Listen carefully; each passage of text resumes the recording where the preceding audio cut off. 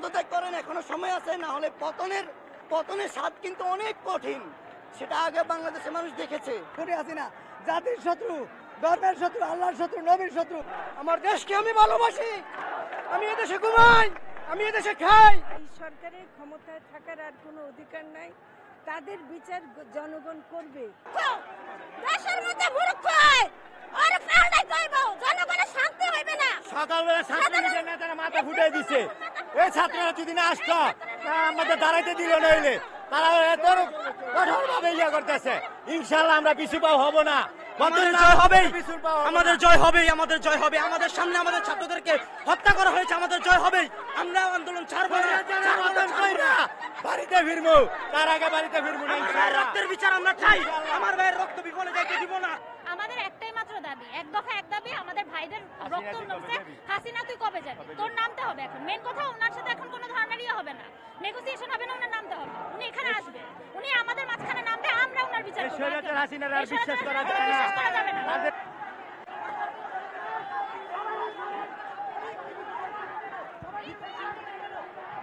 আমাদের দাবি বর্তমানে একটাই, খুনি হাসিনার পদত্যাগ।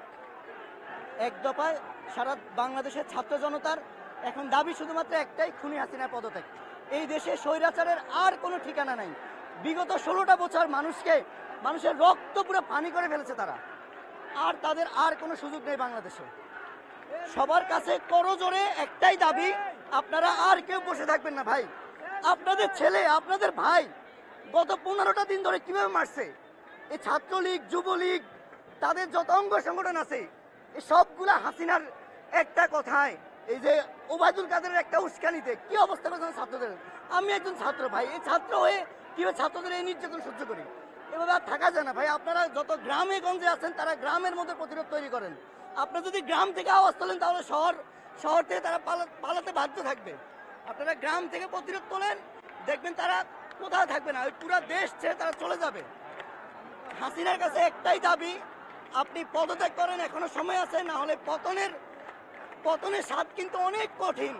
সেটা আগে বাংলাদেশের মানুষ দেখেছে।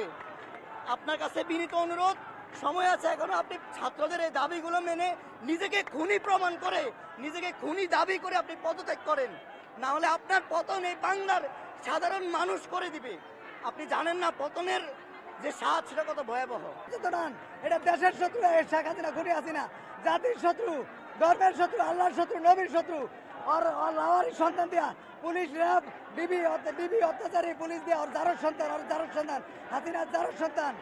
এই দেশে পুলিশ হাসিনারে নানা মান পর্যন্ত ঘরে ফিরবো না, হাসিনারে নানা গদি থেকে নানা মান পর্যন্ত ঘরে ফিরবো না।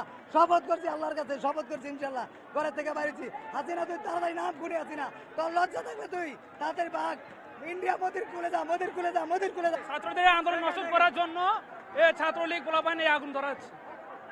তারা আসলে সরকার বুঝে না যে ছাত্র আন্দোলন কি। কারণ যে বর্তমান যে সরকার 1971 সালে এবং 1969 সালে যে গণঅভ্যুত্থান হয়েছিল, তিনি ছিলেন ইন্ডিয়া এবং ইংল্যান্ডে বা আমেরিকা ছিলেন। তিনি কিভাবে বুঝবেন যে ছাত্র আন্দোলন কি জিনিস? ছাত্রদের কলজা উনি তো চিনে না। আমরা নীতি নৈতিকতার প্রশ্নে রাস্তায় দাঁড়িয়েছি, আমাদের ছেলেদেরকে বা মেয়েদেরকে পাখির মতো মারা হচ্ছে। আমরা কোন দেশে বসবাস করছি? আর্টিকেল 39 আমাদেরকে আমাদের এই অধিকার দেওয়া হয়েছে। কয়দিন মানুষকে আপনি রুদ্ধ করে রাখবেন, বাকরুদ্ধ করে রাখবেন? আমরা সুশাসন চাই। আমরা কে সরকারে আসছি, কে সরকারে গেছে আমরা চাই না। আমরা এই দেশের শান্তি চাই। আমার দেশকে আমি ভালোবাসি, আমি এদেশে ঘুমাই, আমি এদেশে খাই, আমি এদেশে পড়ি, আমি এদেশে নিঃশ্বাস নেই। আমার দেশ আমি ভালোবাসি। আগে 9 দফা দাবি ছিল, এখন এক দফা দাবির প্রতি সারা বাংলাদেশের মানুষ জেগে উঠেছে। এখন আর এটা শুধু ছাত্র সমাজের মধ্যে নাই। আমরা সেজন্য ঘরে বসে থাকছি না। আমরা ক্ষুব্ধ নারী সমাজ বলে একটা নারী সমাজের একটা গ্রুপ তৈরি করেছে। আমরা রাস্তায় আছি।